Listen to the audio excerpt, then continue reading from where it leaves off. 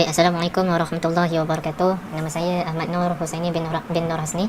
Baik, pada hari ini saya akan membentangkan terhadap kes study saya ataupun kes study kumpulan saya yang bertajuk Bhopal Gas Tragedy yang berlaku di India pada tahun 1984. Baik, bagaimana perkara ataupun insiden ini boleh terjadi?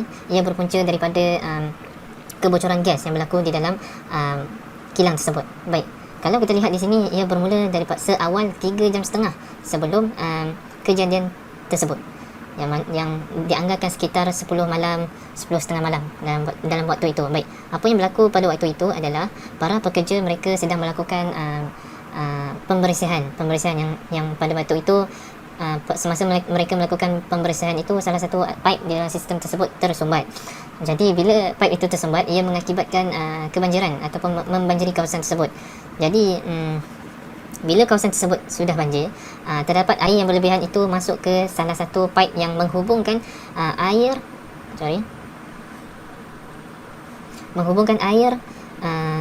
daripada sumber banjir itu kepada tangki bawah simpanan MIC ataupun kita lihat di sini metil isocyanate. Metil isocyanate ini adalah salah satu elemen penting di dalam elemen yang sangat-sangat bahaya di dalam proses pembuatan racun serangga. Baik, air tersebut masuk ke dalam tangki simpanan bawah tanah MIC ini. Baik, air yang masuk ini dia carry sekali rust ataupun karat-karat besi yang terdapat di dalam pipe-pipe air yang menghubungkan ke tangki MIC tersebut. Jadi macam mana air ini boleh masuk? Air ini boleh masuk disebabkan tiadanya metal plate di dalam sistem pipe yang baru dipasang, bertujuan untuk bertindak sebagai shortcut untuk menghubungkan ke tangki MIC. Jadi metal plate yang memisahkan tangki MIC ataupun cecair MIC ini dengan benda-benda asing tak ada. Justru itu air ataupun benda asing senang masuk ke tangki tersebut. Jadi dua suku sebelum kejadian tersebut, air sudah mula masuk ke dalam tangki MIC. Jadi disebabkan itu terdapatnya reaksi antara air, besi dan cecair MIC ini. Jadi bila adanya reaksi kimia, suhu di dalam tangki tersebut meningkat dari masa ke semasa. Jadi 1 jam sebelum kejadian tersebut, air atau cecair MIC tersebut kebanyakannya sudah mendidih ataupun sudah bertukar menjadi gas MIC. Jadi terdapat beberapa pekerja menghidu gas MIC tersebut di luar di kawasan-kawasan tersebut.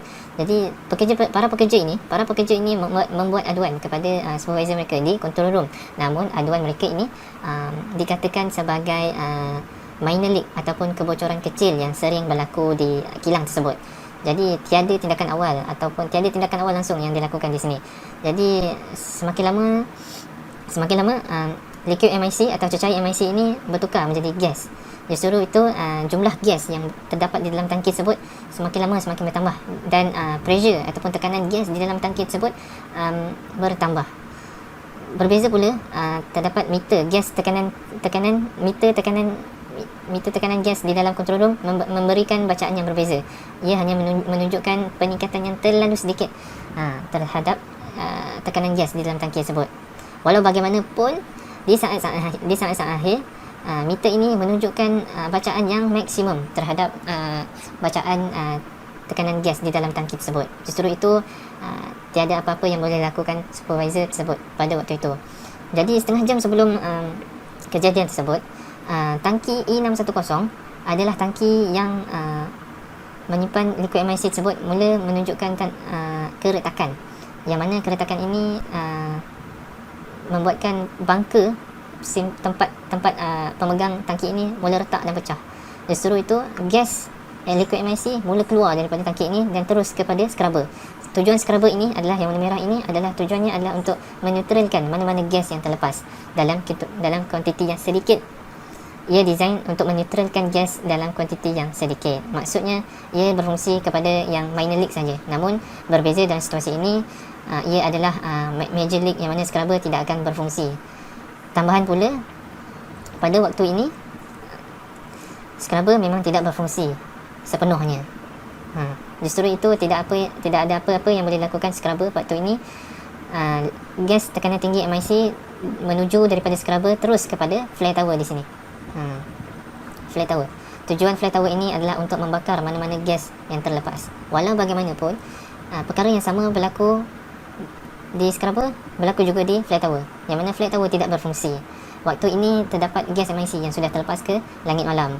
Jadi 10 minit sebelum kejadian ini berlaku, usaha terakhir yang dilakukan oleh para pekerja adalah menembak water cannon kepada gas-gas yang terlepas tersebut. Walau bagaimanapun air-air ini tidak sampai kepada puncak flat tower ini dan tak kena langsung kepada gas-gas yang terlepas. Justru itu ia boleh dikatakan sangat-sangat tidak berfungsi. Dan last sekali atau terakhir sekali pada waktu 1 pagi, semasa mereka penduduk sedang tidur, gas-gas MIC ini terlepas ke seluruh Bhopal dan mengakibatkan 2,000 ke 3,000 orang penduduk awam mati dalam masa 1 jam. Jadi sekian saja daripada saya. Sekian, terima kasih. Okay, bismillahirrahmanirrahim. Assalamualaikum dan juga selamat sejahtera. Pada hari ini saya akan menerangkan sedikit sebanyak mengenai tragedi kebocoran gas di Bhopal, iaitu di India pada tahun 1984. Okay, tragedi ini berlaku pada 3 Disember, iaitu pada jam 3 pagi, di mana kebocoran gas methyl acetylcyanate di tank 610 pada waktu itu, yang telah menyebabkan kematian beribu orang, lebih daripada 20,000 orang. Okay, untuk pengetahuan juga, gas ini, tank ini bocor selepas telah dibuat pemeriksaan keselamatan dan juga teknikal yang telah dilakukan beberapa hari lepas sebelum kejadian itu berlaku. Okey, fenomena ini juga telah menyebabkan beberapa tindakan telah diambil oleh kerajaan India pada waktu itu, iaitu menggubal satu akta baru, iaitu Akta Perlindungan Alam Sekitar pada tahun 1986. Okay, akta ini bertujuan untuk memantau keadaan yang berlaku ataupun untuk mencegah daripada keadaan ataupun tragedi ini seperti ini berlaku kembali. Okey, seterusnya kita pergi kepada tahun 1994. Okey, pada bulan November 1994, Mahkamah Tertinggi India telah membenarkan syarikat Union Carbide India Limited, iaitu syarikat yang telah menyebabkan tragedi ini berlaku, telah membenarkan mereka untuk menjual semua aset yang membebankan mereka, dan secara teknikalnya aset itu adalah telah pun melenyapkan ataupun membubarkan company itu punya kewujudan di India sendiri. Okey, hal ini terjadi kerana akta keselamatan dan juga kesihatan pekerjaan telah pun dikenakan pada syarikat itu, iaitu menurut kepada Akta 1994, Akta Keselamatan dan juga Kesihatan Pekerjaan, di bawah Seksyen 39(3), di mana pegawai keselamatan atau pegawai yang bertindak terhadap kes ini boleh menyebabkan perombakan ataupun dikenakan apa-apa proses atau ujian di mana tempat yang sesuai ataupun bila-bila masa yang munasabah yang ditetapkan, tetapi tidak merosakkan atau memusnahkan aset tersebut. Okey, dan dengan related berkait dengan akta ini, kerajaan India juga telah membenarkan untuk Union Carbide India Limited ini, syarikat ini, menjual aset mereka secara sepenuhnya dan seterusnya menutup operasi mereka yang telah berjalan di India. Okey, seterusnya pada tahun 2002 berlaku satu fenomena berikutan daripada tragedi itu, iaitu pencemaran air. Okey, pada 30 September, kajian yang dibuat oleh Institut Sains Kemanusiaan, iaitu Dehradun, telah mengesahkan bahawa kehadiran toksik yang tinggi, iaitu merkuri yang tinggi di bahagian perairan di Bhopal, yang di mana perairan itu digunakan untuk sebagai air minuman oleh rakyat Bhopal sendiri. Dan juga mereka juga telah Dehradun juga telah memberikan amaran kepada penduduk situ bahawa air-air di situ adalah sangat berbahaya untuk kesihatan rakyat penduduk Bhopal. Okey, untuk pengetahuan juga, air itu juga telah diminum selama 18 tahun, iaitu tempoh yang agak lama untuk rakyat Bhopal telah minum, dan juga telah menyebabkan beberapa siri keracunan yang berlaku di Bhopal sendiri. Okey, dengan hal ini boleh dikaitkan dengan di mana Akta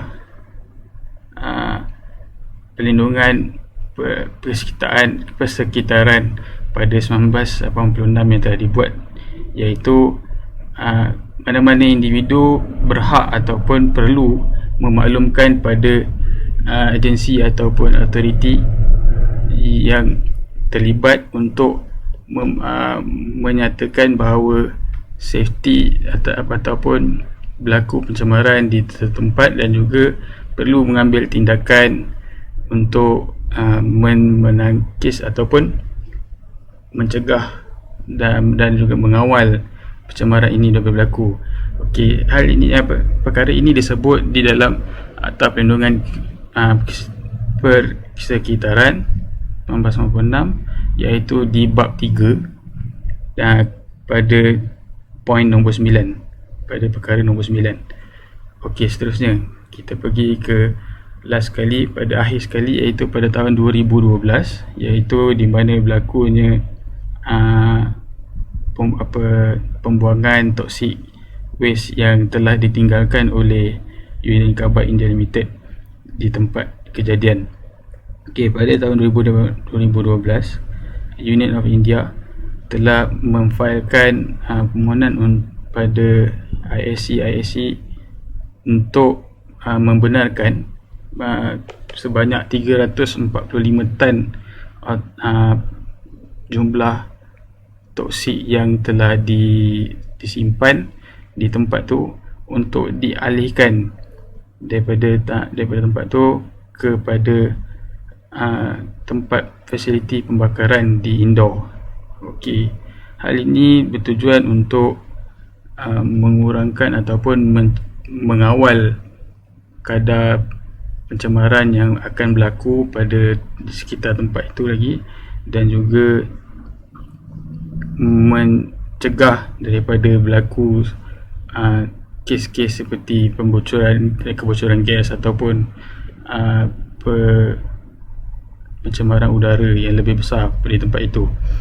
Okey, di sini kita boleh kaitkan dengan akta di mana kalau di Malaysia, iaitu pada tahun 2014, di mana langkah untuk mengurangkan pengeluaran udara tercemar ataupun pengeluaran bahan-bahan tercemar, bahan-bahan berbahaya, di mana kita boleh, pempunyai ataupun pemilik premis hendaklah melaksanakan langkah-langkah keselamatan seperti menyimpan ataupun mengalihkan bahan-bahan berbahaya di kawasan sekitar tu, di kawasan yang terlibat, mengalihkan ke tempat yang lebih selamat ataupun tempat yang lebih jauh daripada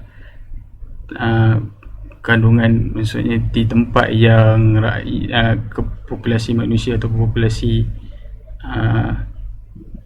manusia yang banyak. So mereka perlu mengalihkan ataupun meletakkan bahan-bahan toksik buangan ini di tempat yang lebih selamat. Okey, benda ini disebutkan oleh Gazette ataupun peraturan-peraturan kualiti alam sekeliling oleh Malaysia pada tahun 2014. Kita boleh tengok pada Warta Kerajaan Persekutuan. Di dalam warta itu disebut seperti saya nyatakan tadi, untuk menyimpan ataupun mengalihkan bahan-bahan toksik yang berbahaya daripada tempat-tempat yang terlibat kepada tempat yang lebih selamat ataupun lebih jauh daripada tempat yang telah dipopulasikan oleh manusia yang tinggi. Okay, sekian itu saja daripada saya untuk infografik ni. Saya telah juga maklumkan sedikit sebanyak tragedi-tragedi yang berlaku, yang terlibat, dan juga apa tindakan yang telah diambil oleh kerajaan India dan juga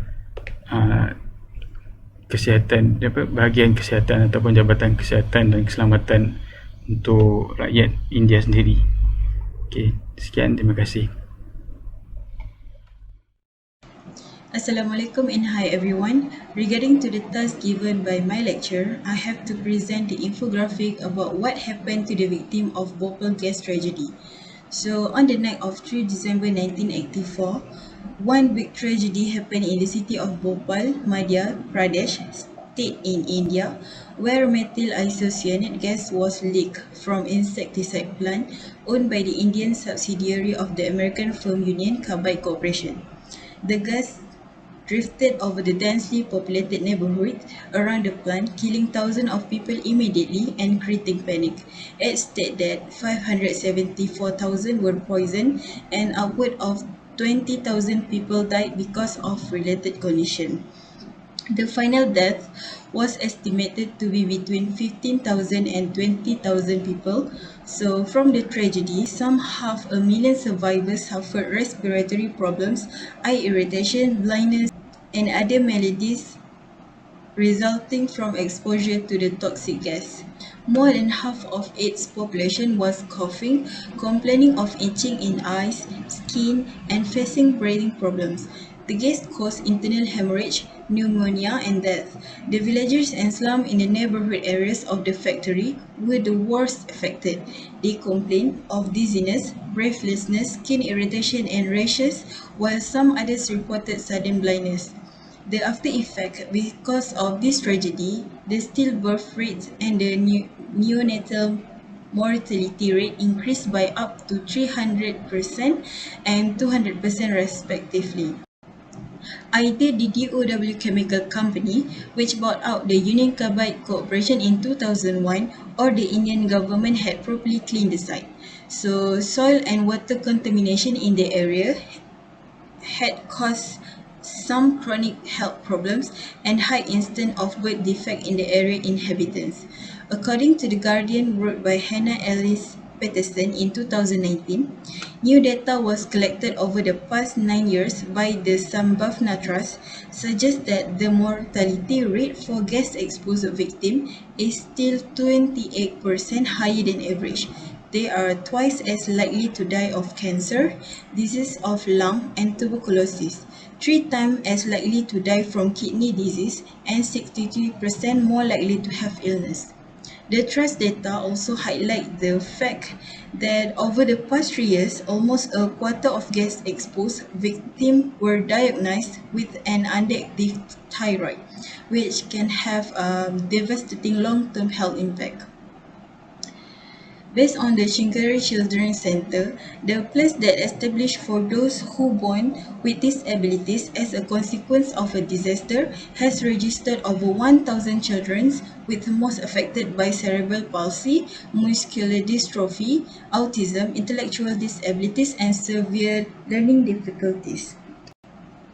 Proceed with one of the survivors of this tragedy, Omwati Yadav, 67 years old, said that she's still in trauma whenever she recalls that night when the incident happens.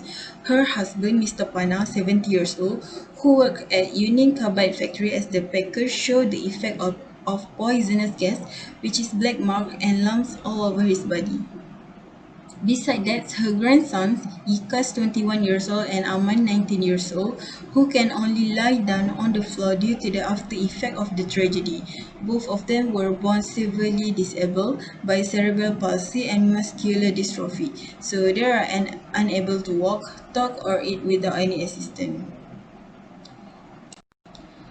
For additional info that I put in this infographic, which is about the highly toxic methyl isocyanate gas that can cause death within a minute of inhalation if its concentration exceeds 21 ppm. And that was the reason for so many deaths and the crippling of the effect on hundreds of thousands of survivors for decades as per organization. So that is all from me. I hope you guys enjoy my presentation. Thank you. Bismillahirrahmanirrahim. Assalamualaikum warahmatullahi wabarakatuh. My name is Nur Shahinda binti Rahim. Today I'm going to present to you infographic number 4, which is ethical issues regarding Bhopal's tragedy. In my infographic, I will focus on 4 sections, which is bed maintenance and management, workers, community, and environment. Okay, we will go through to bed maintenance and management first. Okay, the first one is the poor quality of the facility and lack of many instruments were the reason of the leak. Okay, the leak started after the washout of a pipe that had not been sealed properly by a worker. Slip blind plates that would have prevented water from pipes being cleaned from leaking into the MIC tanks through faulty valves were not installed. Their installation had been omitted from the cleaning checklist. Okay, then the water pressure was too weak to spray the escaping gases from the stack. They could not spray high enough to reduce the concentration of escaping gases. Okay, according to the operators, the MIC tank pressure gauge had been malfunctioning for months. The build-up in temperature and pressure is believed to have affected the magnitude of the gas release. Okay, the next one is refrigeration unit that used to store methyl isocyanate and inhibit chemical reaction was shut down several months before the tragedy. Okay, to reduce the energy cost, the refrigeration system was idle. The MIC was kept 20 degrees Celsius and stored in tank, not in the refrigeration unit at 4.5 degrees advised by the manual. Chemicals should not be taken lightly, okay? Most of all, it is MIC, one of the most dangerous gas ever. Okay, moreover, Makun is the manager, he thought that if they don't refrigerate MIC, they can save a few rupees of electricity per day, which was another bad idea. Then, Bhopal factory only got one manual backup system compared to a 4-stage system used in United States. Then jobs were cut to reduce costs. Training went down from 6 months to 15 days. Okay, UCC cut the cost of construction from 28 millions to 20 millions dollars, primarily by using substandard technology and cheaper materials. Although UCC claims that its plant in Bhopal was built to the same safety specification as its American facilities, when it was finally constructed, there were at least 11 significant differences in safety and maintenance policies between the Bhopal factory and its sister facility in Institute, West Virginia. Okay, workers also one of the reason for Bhopal's tragedy, because first they less stringent quality control and thus looser safety rules. Then they got less training in control the factory. It means that the employee didn't exactly know what to do and what not to do. Okay, then their promotion were halted. Okay, it is seriously affecting the employee morale and driving the skilled employee finding another job or factory. Then next one, they are forced to use English manuals book, while only a few of them had a grasp of the language. Okay, for community, they were never given any information about MIC and safety measures there. Okay, children play near water towers in front of their homes near the Union Carbide factory. As a result, before Bhopal incident, workers were affected with eye irritation and breathlessness. It also spread to nearby communities there, which was a shanty town there. This incident was a clear indication of the potential risk to a human life. Okay, the gas first spread to the shanty towns that were located near the plant. The occupants of these shanty towns were Bhopal's poorest. 3,500 lives were lost and 200,000 were injured. The injuries included blindness, burns, and others. Okay, the community was wrongfully denied for compensation. According to a house-to-house survey carried out by the Sambhavna, a local NGO, 91% of the residents of shanty towns were categorized as temporarily injured and paid the minimum compensation of rupees to 25,000 in 5 years. This meant nothing to the victims, whose medical bills have continued to mount. They say many deaths have not been counted, but courts and government have continued to dismiss their plea to reopen the case of compensation settlement. Okay, to this day, Union Carbide, now wholly owned by the US multinational Dow Chemical, has not paid a single cent to almost 470,000 people who were affected. The government says, okay, that is because they were not included in the settlement signed in 1989 and overseen by the Supreme Court of India, that saw the company pay out a total of $470 million, that is 367 million rupees, in compensation.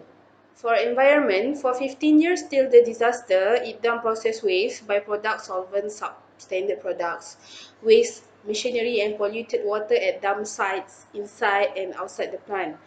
Another 350 tons of waste has been kept in a leaking shed at the site. These wastes are still lying at the site, polluting soil and groundwater.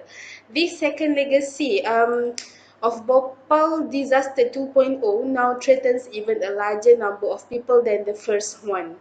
Many of the chemicals degrade slowly and are likely to remain in the environment for hundreds of years. Okay. In 1989, performed by UCC's laboratory revealed that soil and water samples collected near the factory and inside the plant were toxic to fish. Several other studies has also shown polluted soil and groundwater in the area. Assalamualaikum warahmatullahi wabarakatuh. Hari ini saya akan menceritakan sedikit tentang penyelesaian dan juga pengajaran yang dapat diambil berdasarkan tragedi kebocoran gas yang berlaku di Bhopal, India. Okey, Union Carbide India Limited ni, apabila mereka hendak membina sebuah plant di Bhopal, isu pertama yang perlu mereka titik beratkan adalah safety regulation ataupun isu keselamatan. Pada tahun Januari 1982, terdapat 24 orang pekerja mereka terpaksa dimasukkan ke hospital kerana berlakunya kebocoran gas fossil. Okey, pekerja-pekerja ini tak diberitahu untuk memakai peralatan PPE mereka. Okey, sepatutnya Union Carbide India Limited ni menitik beratkan tentang safety regulation ni.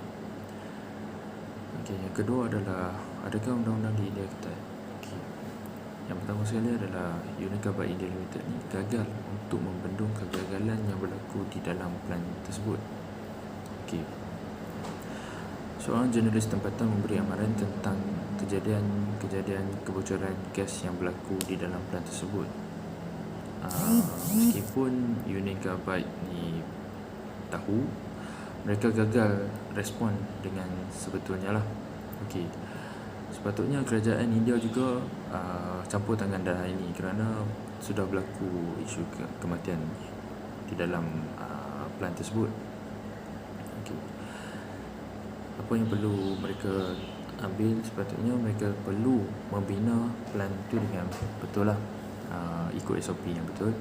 Okey, yang ketiga adalah, adakah plant itu selamat untuk beroperasi?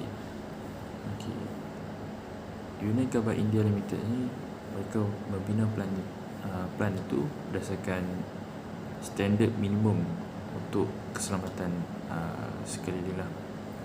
Okey, sepatutnya mereka kena tingkatkan lagi standard operation, SOP, dan juga design plant itu berdasarkan bagi mengelakkan risiko-risiko yang kedepannya, yang patutnya yang kedepannya.